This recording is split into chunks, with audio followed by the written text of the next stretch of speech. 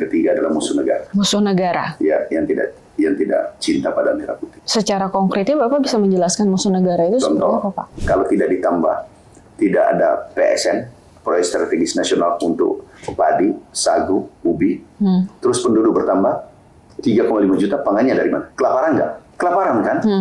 Kalau kelaparan, mau nggak sutradara itu bertanggung jawab?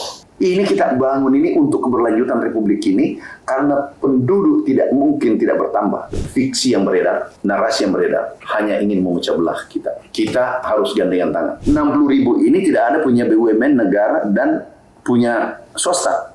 Tapi semuanya punya masyarakat setempat. Itu kejam fitnahnya itu. Dan saya bertanggung jawab karena saya bangun. Bukan karena saya keluarga, jangan fitnah Haji Sam. Yang kontraktor yang ikut ada 135 kontraktor ikut seluruh Indonesia. Kenapa cuma namanya Haji Sam disebut? Kenapa Papua dijadikan film Pesta Babi? Kenapa bukan Sumatera? Kenapa bukan Kalimantan? Karena di sana sensitif, ingin mengacaukan ini Republik Indonesia. Dan di sana saya bertanggung jawab, saya penanggung jawab khusus untuk sawah, cetak sawah. Yang dikerjakan Haji Sam itu adalah punya negara yang sekarang ini. Di mana salahnya dikasih traktor, dikasih irigasi, dikasih benih gratis? Kira-kira salahnya di mana? Jadi jangan-jangan menghendaki saudara kita ini tidak dibantu di sana, dibuat miskin senggiat, dia ribut terus. Narasi atau film dokumenter Pesta Babi ini tujuannya untuk apa? Mengacaukan Republik. Udah selesai. Kita butuh pengkritik konstruktif, bukan fitnah memecah belah bangsa.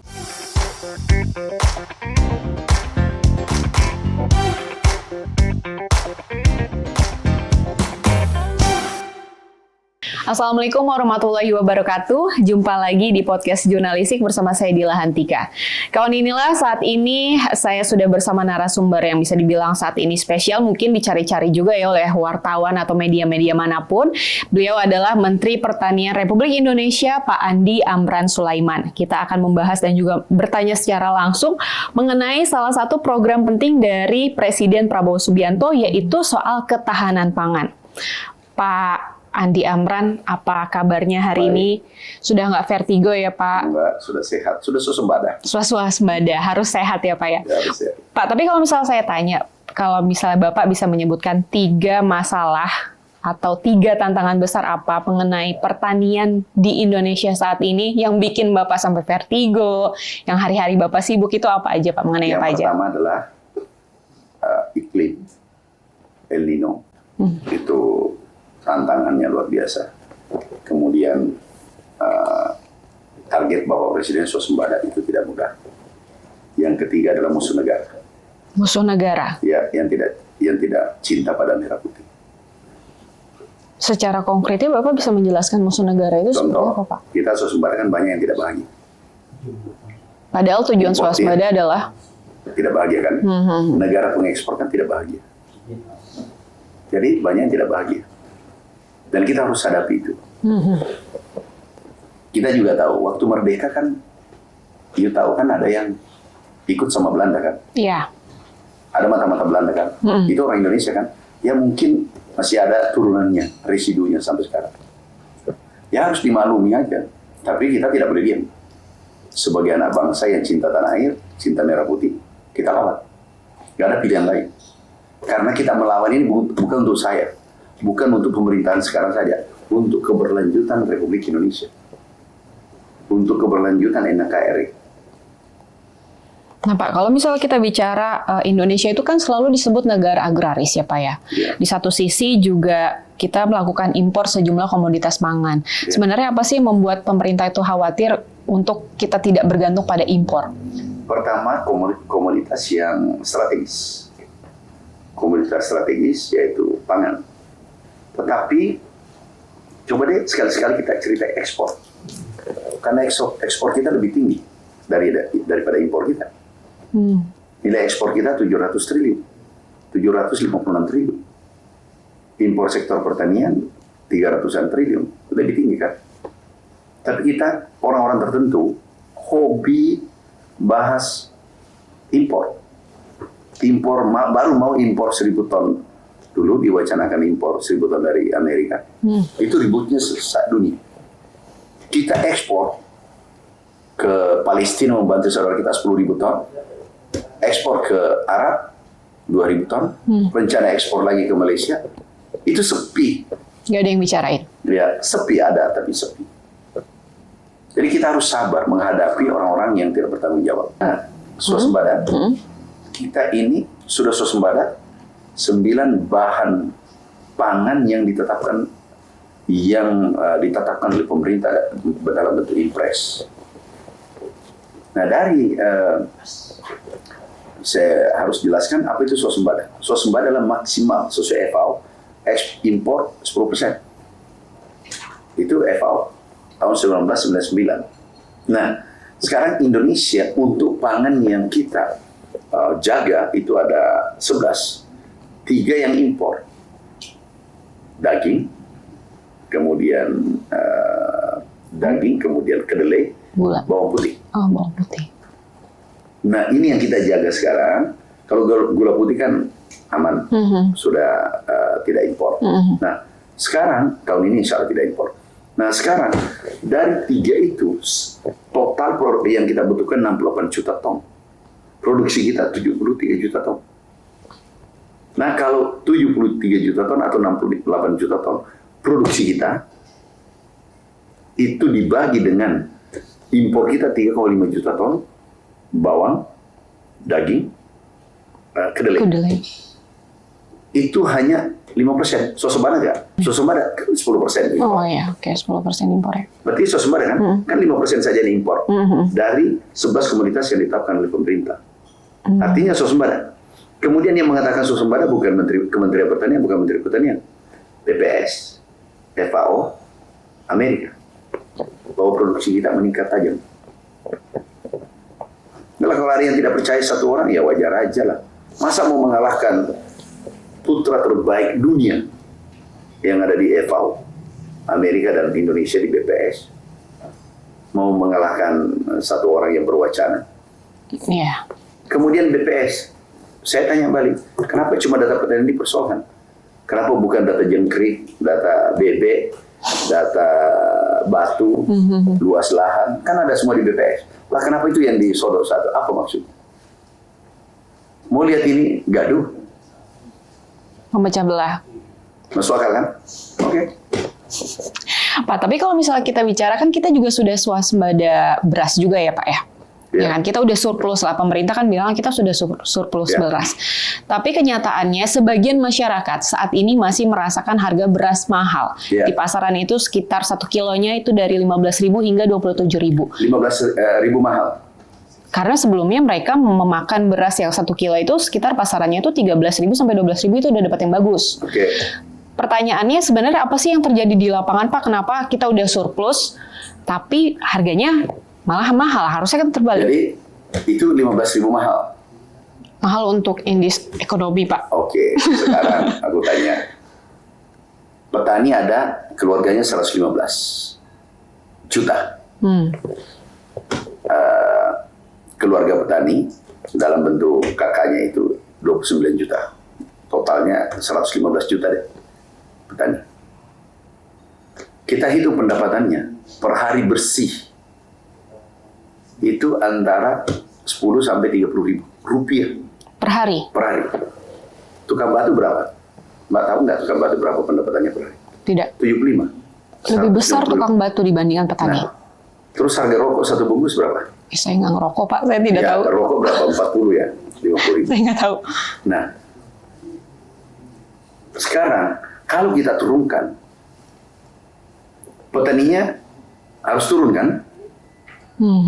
Sudah 30 ribu maksimal, ada yang 15 ribu per hari. Diturunkan lagi kira-kira gimana nasibnya petani?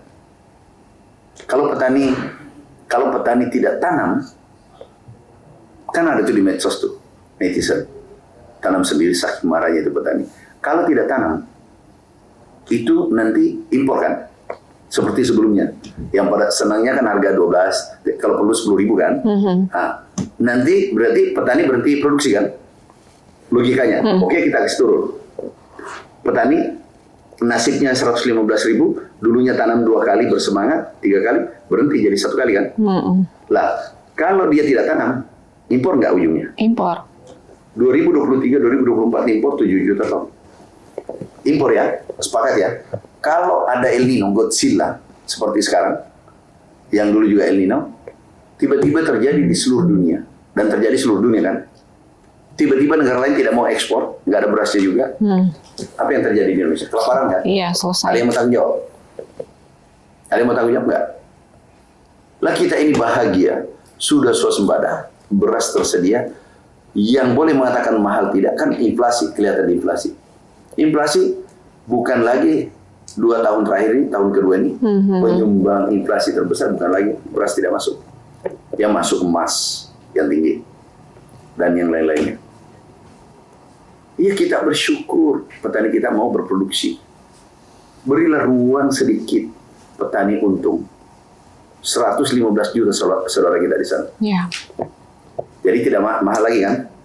Semoga udah tidak mahal lagi. Bukan mana mahal yang tukang pendapatan tukang batu tadi. Lebih besar pendapatan tukang batu daripada pertanian. Jangan diturunkan ya. Kalau turun lagi ya tinggal 10.000. Iya. Kasihan petaninya kan? Kasihan Mbak? Enggak. Kasihan ya? Iya dong Pak. Atau tidak kasihan? Ya, kasihan sudah. dong Pak. Berarti tidak jadi. Katakan Mahal. beras sudah sesuai. Siap. Berarti itu nanti langsung dijawab ya Pak ya, Ya. alasannya itu. Pak, kalau kita bicara soal swasembada pangan ya Pak ya, pemerintah itu kan optimis target swasembada pangan itu dapat dipercepat. Kan kalau tidak salah 1 tahun ya Pak ya. Iya. Kita lihat di Kalimantan itu peningkatan produksinya sudah mulai terlihat. Ya. Di Sumatera juga sudah menjadi salah satu tulang punggung pasukan nasional. Sementara di Papua nih Pak, yang ramai sekali menjadi perdebatan di publik. Oke. Jadi sekarang bukan akan, sudah swasembada. Oke. Sekarang sudah swasembada beras, swasembada jagung, swasembada bawang merah, swasembada telur. Harga telur turun kan sekarang? Ribut tuh kemarin. Saat ini turun, Iya. sudah turun. Ayam, swasembada ayam, bahkan kita ekspor. Kita ini sudah swasembada pangan yang 11 komoditas strategis yang dijaga oleh pemerintah. 3 yang impor, totalnya 3,5 juta ton kedelai, bawang putih dan daging. Nah 3,5 juta ini kebutuhan kita 68 juta kita konsumsi, tapi produksi kita 73 juta ton. Kalau 3 juta dibagi 73 juta ton, itu kurang lebih 4%. Nah FAO, untuk pangan ya, FAO yang dikatakan swasembada maksimal ekspor 10%. Berarti swasembada kan? Ini datanya. Yang tadi datanya ternyata. Jadi kita pakai data, jangan pakai rasa. Jangan jengkol juga dimasukkan. Itu bukan pengawasan pemerintah. Jangan sayur bayam juga dimasukkan. Ya kan? Nah ini yang dijaga pemerintah karena strategis. Oke, sekarang swasembada selesai. Oke. Dan itu ditunjukkan data di Bulog, ini data Bulog. Stok Bulog tertinggi sepanjang sejarah. Selama Republik ini merdeka. Itu 2,6 tahun 84. Sekarang 5,3 juta ton. Bulog itu gudangnya hanya kemampuannya 3 juta ton. Tapi beras kita sudah 5,3 juta ton. Kembali yang tadi. Nggak ada lagi. Kita sewa gudang 2 juta. Hebat nggak pemerintahan Pak Prabowo? Clear ya? PDB-nya kenaikannya tertinggi selama 25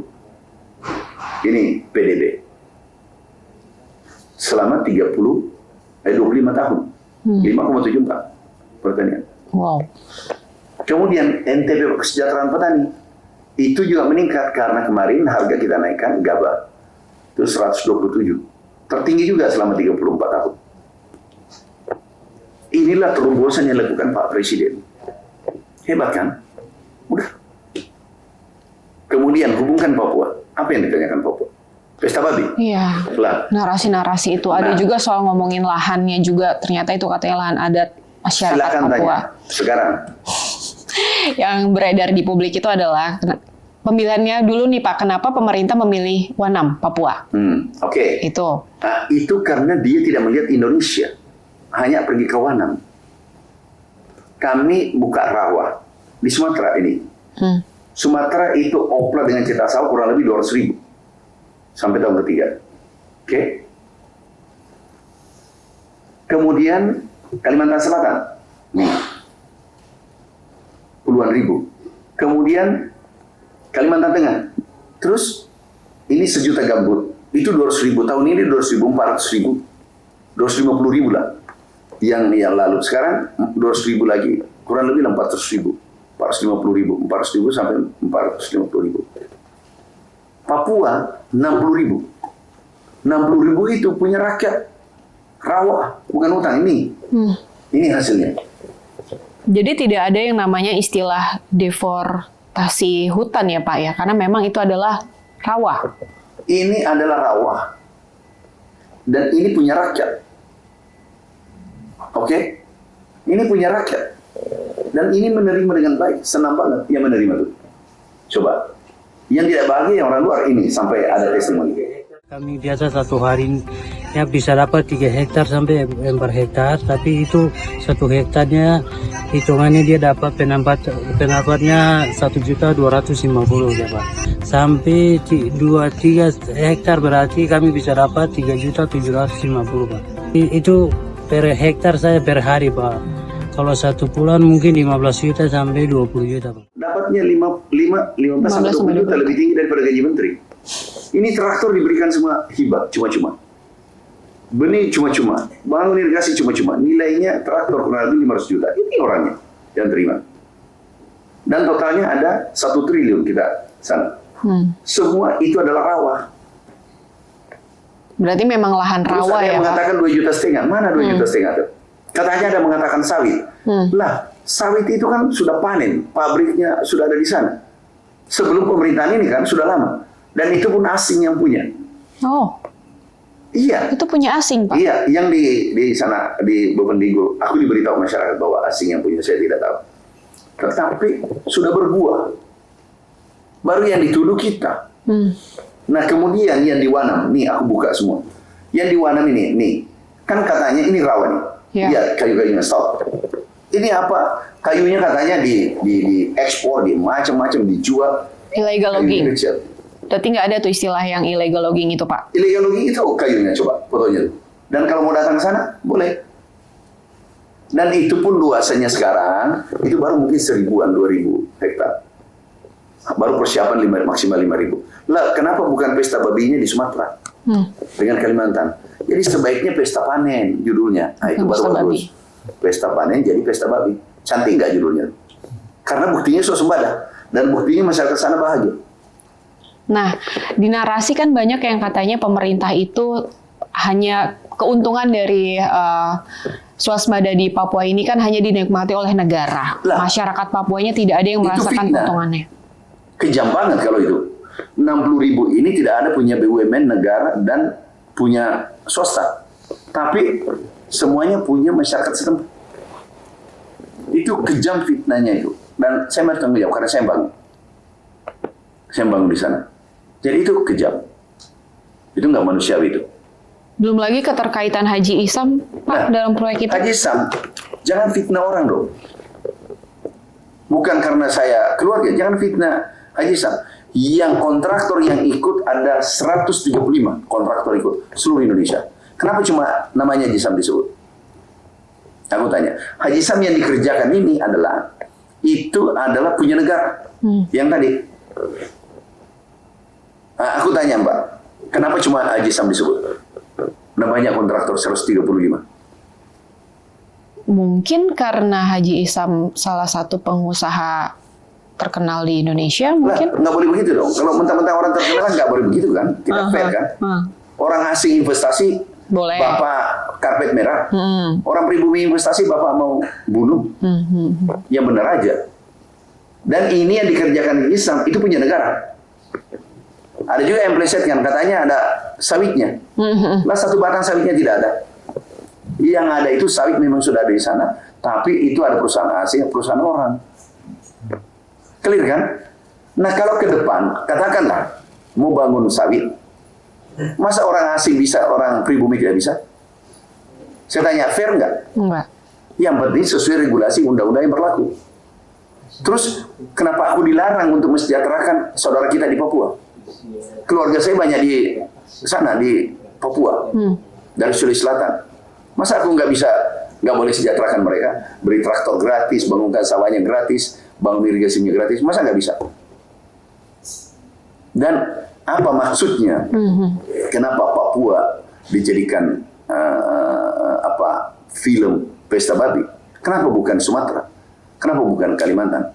Karena di sana sensitif ingin mengacaukan ini Republik Indonesia. Dan di sana saya bertanggung jawab, saya penanggung jawab khusus untuk sawah, cetak sawah. Yang dikerjakan Haji Isam itu adalah punya negara yang sekarang ini. Dan kalau Anda mau masuk, ini kom ya.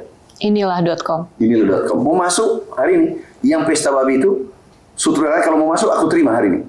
Suruh masukkan alat beratnya. Hari ini aku terima. Karena saya bertanggung jawab. Suruh masukkan alatnya kalau mau. Karena itu rawa. Itu dulu masih ingat nggak MIFE? Dulu itu kayak seperti lahan gambut 1 juta hektar Kalimantan. Masih ingat kan? Ya itu bekas itu yang dikerjakan. Dan ini selalu ini 1 juta hektar di Kalimantan. Ini yang saya kerja ulang. Kita lanjutkan. Kemudian lihat juga yang Wanam. Buka Wanam. Itu aku naik motor keliling tuh. Mana Wanam? Apa itu hutan tuh? Kayu sebesar lengan. Itu tulisan kayunya. So dekat itu bisa nggak? Kayu sana yang dekat itu. Zoom. Tuh. Tuh kayu-kayu kecil tuh. Ya. Clear kan? Ini mau percaya fakta atau fiksi? Ini datanya semua. Ini kayunya. Coba lihat. Ada nggak kayunya itu sebesar pohon, sebesar paha aja mana? Ada. Karena aku yang kerjakan di sana. Jadi gini, kita ingin mandiri pangan seluruh pulau. Pulau Kalimantan, Pulau Sumatera, Pulau Jawa, Pulau Sulawesi, kemudian Pulau Papua. Besok ini datang gubernur, bupati untuk minta sawah, ubi. Nah kemudian kearifan lokal, tanaman-tanaman lokal, ubi, ubi itu yang sagu. Aku jaga di sana. Kita kembangkan, jangan dibabat. Itu adalah makanan lokal. Jadi di mana yang salah? Pak, tapi kalau kita bicara tanah rawanya ini memang cocok untuk pertanian modern ya Pak di Wanam? Sudah tumbuh. Jadi bukan sudah dulu produksinya 3 ton. Setelah teknologi kita gunakan jadi 7 ton. Dulu per hektar. Per tahun dulu tanam 1 kali, sekarang jadi 3 kali. Bagus nggak untuk ini orang-orang asli sana? Coba lihat fotonya. Tapi Pak, kalau misalnya kita bicara sebagian rakyat, ini kan masih ada yang khawatir dengan proyek pangan yang skala besar ini, Pak. Justru dibilang tadi lebih menguntungkan negara dibandingkan masyarakat. Bagaimana Bapak melalui pemerintah ini memastikan terutama masyarakat Papua itu benar-benar merasakan ekonominya tumbuh? Negara berjuang swasembada untuk rakyat. Negara rakyat satu kesatuan. Tapi masih ada sebagian masyarakat Papua khawatir. Ini kita undang orang ini. Yang khawatir itu sutradaranya pesta babi. Datang. Itu aku di tengahnya sama-sama. Berarti kalau dari kacamata Bapak sebagai perwakilan dari pemerintah berarti ya Pak ya. Sebenarnya masyarakat Papua itu menerima PSN Wanam ini sebenarnya ada penolakan atau enggak sih Pak sebetulnya? Aku dijemput tuh. Aku dijemput. Tuh foto-foto saya. Antusias. Di mana salahnya dikasih traktor, dikasih irigasi, dikasih benih gratis? Kira-kira salahnya di mana? Iya sih, Pak. Jadi jangan-jangan menghendaki saudara kita ini tidak dibantu di sana, dibuat miskin senggiat, dia ribut terus. Ini kita mau buat sejahtera mereka. 60.000 itu untuk rakyat semua. Ini terima, itu aku terima. Malah dijemput, mana foto saya dijemput? Ini saudara kita kasih traktor tuh. Tos tuh. Iya. Bahagia banget nggak wajahnya? Lihat nggak? Wajahnya tuh. Jadi tanah miliknya aku kelola, kemudian aku berikan traktor. Senang nggak? Kalau iya Mbak, saya kasih traktor, kasih benih, gratis, irigasi, senang, nilainya Pak. Triliunan, senang. Pasti senang. Lebih senang saudara kita di sana. Yang Anda tidak bercocok tanam saja senang, apalagi yang bercocok tanam. Iya. Gimana? Tuh. Dan biasa saya pernah 3 kali sebulan ke sana. Nah ini padinya sudah tumbuh. Itu sana anak-anak kita di sana. Berarti kalau dari pandangan Bapak, narasi atau film dokumenter Pesta Babi ini tujuannya untuk apa? Mengacaukan Republik. Udah selesai. Mau tanya apa lagi? Dia bahagia kalau Republik ini Bapak kacau. tahu nggak dalang di balik? Ya, Film dokumenter. pengkhianat bangsa. Udah, titik. Saya yang bilang. Kapan Republik ini baik kalau ini terus? Kita setengah mati membangun. Kita setengah mati perbaiki negara. Masa enak aja dia mau fitnah kita? Katanya bangun tanam sawit. Mana ada sawit ditanam sekarang di sana? Dan kalaupun ada tanam sesuai regulasi, di mana masalahnya? Mau lihat bahwa dia memfitnahnya kejam banget. Kontraktor yang bekerja di cetak sawah 135 perusahaan. Kenapa cuma Haji Sam dia angkat? Kenapa Pak? Karena dia ingin putra daerah pribumi tidak bangkit. Iya kan? Terus dia tidak ingin negara Republik ini swasembada pangan. Kan jelas. Kenapa kalau dia berdasarkan luasan rawa kita bangun, pesta babinya di Sumatera dengan Kalimantan? Benar nggak? Kalau niatnya betul-betul filmnya pesta babi, artinya pesta panen, rubahlah pesta babi menjadi pesta panen. Iya kan? Iya. Nah saudara-saudara kita itu, aku ketemu itu bagikan beli, coba. Masa you tidak ingin memberi kebahagiaan pada saudara kita di Merauke, di Papua? Itu saudara kita. Untuk melek dunia ya Pak? Iya. Beri teknologi canggih. Betul. Sepakat Pak. Nah Pak, kalau misalnya menurut Bapak, kalau misalnya kita bicara 5 tahun dari sekarang, kalau Papua tidak ada tuh yang namanya PSN Wanam, kira-kira Papua akan menjadi apa? Dan jika dalam 5 tahun ke depan ternyata swasembada pangan di Papua ini sukses, apa yang mau Bapak katakan terhadap orang-orang ini Pak? Bukan, sekarang ini harga beras dulu 30.000. Di Papua? Papua, di Merauke itu dulu 25.000. Sekarang 12.000. Kan masyarakat sudah menikmati produksi sendiri. Boleh cek deh di sana, cek di BPS. Kalau kepada teman-teman, mari yang sutradara, tim apa namanya itu, pesta babi, saudaraku, jangan kita ego hidup. Ada generasi muda menunggu buah tangan kita. Kalau kritik konstruktif, aku akui, aku senang. Aku berterima kasih. Banyak dulu mengkritik Kalimantan, Pak, Mentan, ini belum sempurna, ya aku perbaiki. Terima kasih. Kenapa? Kalau mau maju, kita butuh pengkritik konstruktif, bukan fitnah, memecah belah bangsa. Negara ini butuh orang yang punya idealisme, kritikan konstruktif, karena itu membuat negara kita kuat. Tapi jangan fitnah dong, itu memecah belah bangsa. Kalau misalnya dalam 5 tahun atau 10 tahun ke depan, jika akhirnya swasembada ini sukses, terutama yang di Papua yang saat ini lagi banyak kontroversinya, jika sukses, apa yang ingin Bapak katakan? Dan kalau misalnya ternyata dari saat ini sampai 5 tahun ke depan, kita tidak pernah melakukan yang namanya swasembada atau PSN di Wanam, apa yang akan terjadi di Indonesia, Pak? Pertama, 5 tahun bukan swasembada. Sekarang sudah swasembada kan? Sudah sukses swasembada. Sekarang kita hanya ingin seluruh saudara kita di sana, pangannya swasembada, energinya swasembada, dan sumbernya adalah sawit. Kalau energi. Pangan adalah beras, sagu, dan seterusnya ubi. Nah, ini kita penuhi dulu kebutuhan saudara kita di sana. Itulah perintah Bapak Presiden. Bagaimana pangannya tersedia. Khusus di daerah situ ya Pak? Nah, kalau 5 tahun kita tidak lakukan, tahu penduduk bertambah 3,5 juta per tahun. Saya sampaikan Anda, Mbak, kalau tidak ditambah, tidak ada PSN, Proyek Strategis Nasional untuk padi, sagu, ubi, terus penduduk bertambah 3,5 juta, pangannya dari mana? Kelaparan nggak?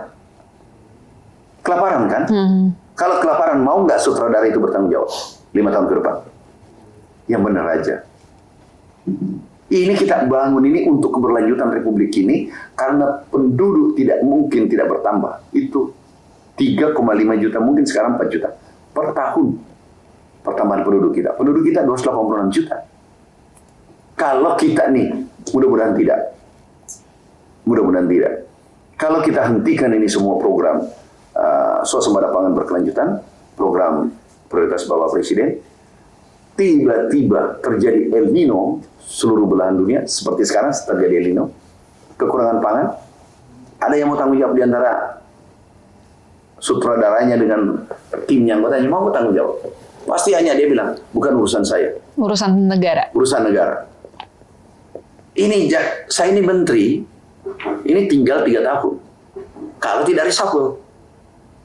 Tapi ada generasi berikutnya, ada menteri berikutnya, ada milenial, ada generasi milenial, generasi Alpha. generasi Z. Generasi Z. Ini akan melanjutkan pembangunan. Jangan kita, maaf ya kalau saya, maaf saya Muslim, sesuai Al-Quran, Sunnah Rasul, undang-undang, aku tidak mundur. Jiwa ragaku untuk merah putih, untuk negeri ini. Enggak, aku jalan terus. Oke. Pak, kalau misalnya Bapak bisa bicara langsung sama masyarakat yang hanya tahu Wanam dari film dokumenter ini, apa satu fakta yang paling penting untuk mereka ketahui, Pak? Fakta sekarang, dengan kita tidak impor sekarang sudah swasembada. Kita penuhi kebutuhan kita sendiri. Khusus Merauke, harga beras di Merauke dulu 25-30 ribu, sekarang 12 ribu. Dulu Merauke itu produktivitasnya 3 ton, sekarang jadi 7 ton per hektar. 7 ton per hektar. Dulu di Merauke itu tanam 1 kali, jadi 3 kali. Ini paling kecil 2 kali tanam. Dan kesejahteraannya meningkat. Kepada saudaraku semua, jangan mudah percaya fiksi yang beredar, narasi yang beredar, hanya ingin memecah belah kita. Kita harus gandengan tangan. Kepada saudaraku, pembuat film, tolong kontemplasi, merenungi. Apakah yang saya lakukan ini baik untuk negara atau tidak? Tapi menurutku untuk sementara, ini hanya membuat gaduh dan bisa memecah belah bangsa. Itu subjektivitas saya. Oke, baik Pak Amran. Terima kasih Pak untuk penjelasannya. Mulai dari harga beras yang tadi akhirnya dijawab kenapa mahal, ternyata ada keluarga petani yang harus kita sejahterakan juga ya Pak ya. Di samping Wanam juga yang lagi kontroversi di publik juga akhirnya dijawab sama Bapak. Dalang-dalangnya dan fakta dan juga kenyataannya juga tadi ditampilkan sama Bapak. Semoga swasembada yang ditargetkan oleh Presiden Prabowo Subianto 1 tahun ini semuanya semakin tercapai, semakin sukses. Yang penting Bapaknya juga sehat, nggak ada vertigo lagi ya Pak ya.